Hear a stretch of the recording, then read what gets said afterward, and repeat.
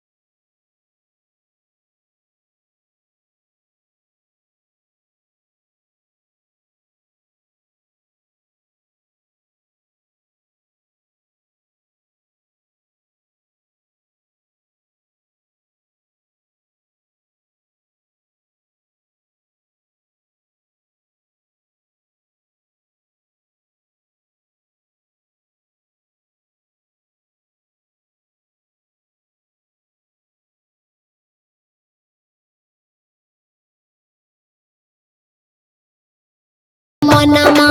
ऐसे न करो सबके हुआ बा माई के कोलो आबा भजनमा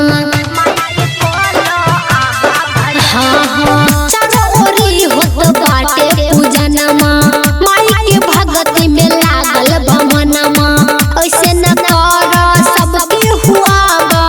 माई के कोलो आबा भजनमा आइल बारी हंस के सवार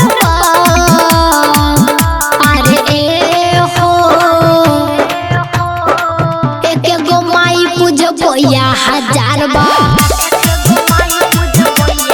हाँ हाँ पूजा करो से बार बार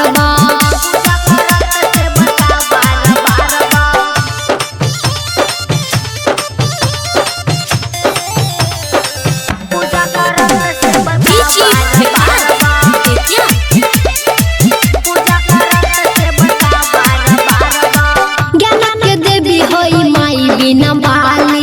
सबसे खरा होइले के खाली पूजा करे में करन देरी माई आइल बनी सबके हुचली हाँ हाँ ज्ञान के देवी होई माई बिना बाली सबसे खरा होइले के खाली पूजा करे में करन देरी माई आइल बनी सबके हुचली